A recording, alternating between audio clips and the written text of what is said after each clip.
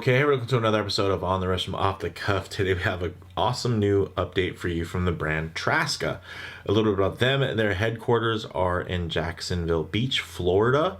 They were founded by a guy by the name of John Mack with the intention of making a watch that you could wear without worrying about. A true tool watch fit for any activity. A little bit about the kind of brand history. So John studied international business and Chinese. He spent a semester abroad in China and learned that many of the lower tier Swiss brands actually produce their watches in China. And when I say produced, I mean like in terms of the manufacturing and the finishing and everything like that. But of course, when it comes to something being branded Swiss made, it really just means that the movement and the majority of the value have to come from Switzerland. And a lot of that has to do with it needs to be cased there and final assembly and QC and everything. But that doesn't mean that every piece, every bit, and every bob comes from Switzerland inherently.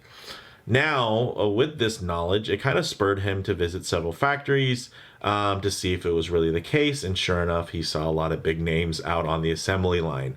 This really prompted John to kind of turn his love for watches, Chinese and international business, into his first real entrepreneurial endeavor, Traska Watches. So once he graduated university in 2016, he started working on, their site, I should say working on site with their factories in China to develop prototypes for kind of the first gen Freediver and beyond. And this is the latest generation, the fourth gen Freediver. Now, in terms of the type of watch, a dive watch, some key common characteristics and design, when you're looking for a diver, of course, you're going to want water resistance. Typically through some type of screw down crown, you're going to want something that's tough, legible, with a dive time bezel, and a diver's extension is always nice if on bracelet. This is the Freediver 4 in Arctic White with the date option, and it's a newly revised model with a refreshed aesthetic and a couple of other little fine details on top of kind of the version 3's more functional updates. These go for $600 direct from Traska, and I'm looking forward to sharing it with you guys. So let's zoom the camera out, get this piece in hand, and take a closer look. All right, guys, so functionally a lot is pretty much the same. It's really more so aesthetics. So all those changes that you enjoyed from the last gen Freediver are of course carried over, but just with a more refined and, dare I say, improved look. I think there's a certain level of cohesion within this design that I really can appreciate, although I feel like every new iteration adds more refinement and makes it an overall better package. I am happy with this particular iteration. So in terms of the specs, 40.5 millimeters in diameter and then 10.5 millimeters thick, or 12 millimeters if you want to include that crystal there. So really the full thickness is 12 millimeters. Lug to lug is 48.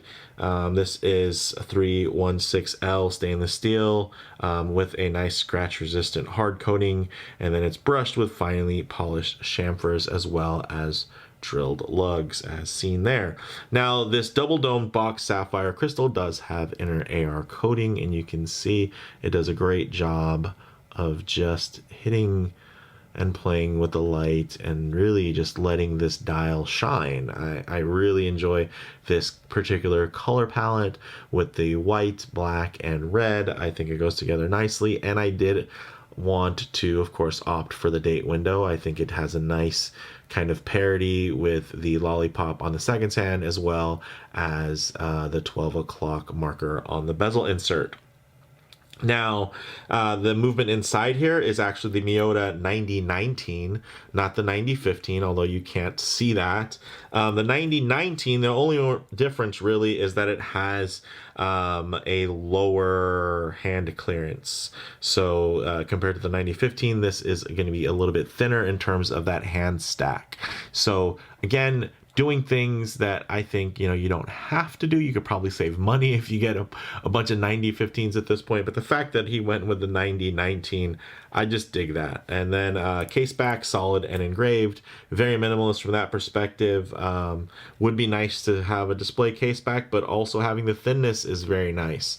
So, you know, can't really complain from that. From there, also improvement on the end link here on this female end link. You can see a better definition on that kind of center link shape there as it flows beautifully to this fully articulated bracelet. So in terms of the dial there, guys, you do have a semi-matte white dial with applied indices. You have that nice circular date cutout at 6 with a beautifully beveled edge. As you can notice there, as I'll just kind of play with some of the angles so you can get a good look at that at 6 o'clock. The hands are diamond cut, and you can see in this case everything is coated with a bit of a tint of a darker tone so that it contrasts really well off of this stark white dial. And the Lume is BGW9. Its water is 200 meters or 660 feet. 20 millimeter lug width, again, drilled lugs. So very easy in terms of strap changes. In terms of this bracelet, 3-link, fully articulated 3 links. So these aren't stuck together to make like one link that looks like 3, or, you know, one link that's been contoured to look like 3 links. This is an actual 3-link bracelet, and it has a lot of beautiful play within this fully articulated setup so that it will drape really nicely over any wrist, and is quite comfortable when putting on and off of the wrist as well as wearing on the wrist. The links themselves are screw links, as you can see, very nice. Everything is solid, everything is coated and hardened.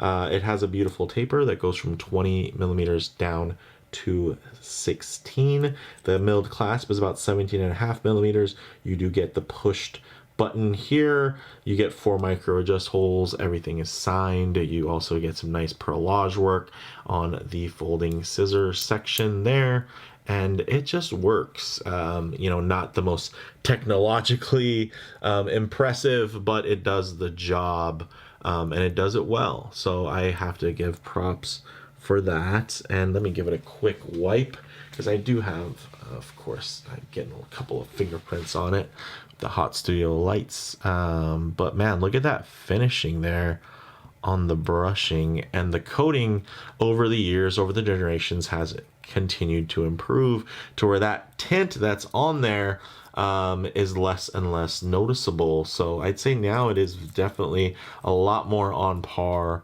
with the coating that you would see on like a DiaShield coating from Seiko or Duratec coating from Citizen, where you almost don't even notice the coating.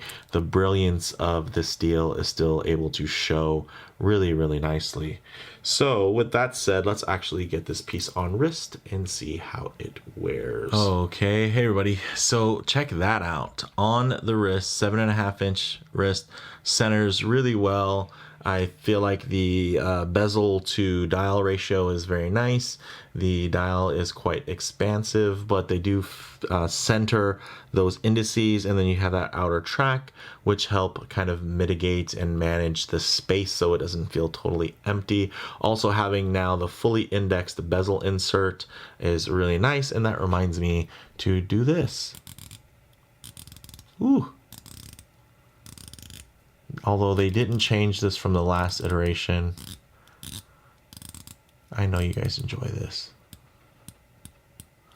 Okay, does line up pretty well there. There's a touch of back play, nothing crazy, but I'd say you can play with the play that's there to help line it up more perfectly.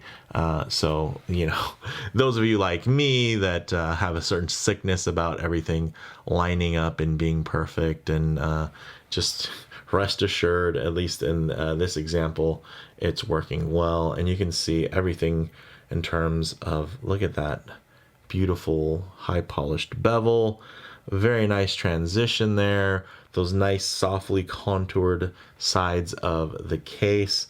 really help add a little bit of thinness, a little bit of softness within the design. So it's not too harsh. So really, really nice. Wears nice and flat. Again, I mean, 12 millimeters thick, even counting that nice, protruding sapphire crystal. That is quite a feat, and it just works. And at 40.5 millimeters, it just feels right, and it still has quite a bit of visual punch, which I really enjoy. So with that, let's go ahead and get it off the wrist and do some lume shots, low light transition, and closing thoughts. Okay, let's go ahead and hit the lights. Oh yes, as you can see, that BGW9 is just burning beautifully. It's doing dive watch things. It looks fantastic, and the nice thing is you have great orientation. You know where the 12 is. You can easily tell the difference between the minute and the hour hand. I think at first I was a little bit hesitant on that because they do have such similar shapes, but I think the length really does help from that perspective. But one thing I like to work in to these lume shots is a low light transition, because you're not always going to be out in the middle of a field enjoying direct sunlight. A lot of times you're going to be in less than optimal lighting conditions, walking in and out of a building, walking underneath an overhang, or maybe the shade of a tree, possibly spending time in your favorite automobile. So you're not always going to be in, the studio lights or out in the middle of a field enjoying kind of optimal lighting. You're going to be getting mixed lighting conditions to include maybe some harsh lighting that will, typically will highlight any type of defects within the finish there. You can see still very nice, not quite a luxury level of brushing, but still quite uniform as the light glides over it. Also, you can see the way the colors render and just how much contrast you're still getting in terms of those kind of semi-lit situations. I think the blue hue plays really well off of the white. So even in the daylight where you might be saying, hey, I need a little bit more contrast, once you get a little bit of dimness there, a little shadow in play, you're going to get quite a bit of play there. So, and you can also notice that white dial is truly white, and it is going to hold and reflect light really, really nicely. All right, so we'll hit the lights back. All right, guys, closing thoughts on the wrist. Really nice proportions, very comfortable and balanced wear. The hard coating does add a darker tint similar to Seiko's hard coat, but it has been improved, of course, in these later iterations. But at times you can kind of notice, if you were to really look for it, hold it next to something that's uncoated. But the good news is, if you held it next to something that's uncoated, it's not going to get scratched next to it. So that's also great, and something I think that can be overlooked at times. In terms of model variants, there's the carbon black, the stone gray, and the mint green also available. All of those look great. This is actually probably the newest colorway. I'd say the stone gray is probably more iconic to the brand, as well as the mint. And then, of course, carbon black is just going to be a winner all the way around. For me, though, I enjoy the play with the white, the black, and the red. It's very lively, and although there are other watches with this particular color scheme, I would say it's not something that's really owned the same way as, I'd say the monochromatic theme might be owned by the Rolex Submariner. So it's just one of those things. I have quite a few watches with a similar colorway as this. I think they look great. I think it plays well, and it's very playful. It's nice to have a white dial and something a bit sportier, because white dials are also quite versatile.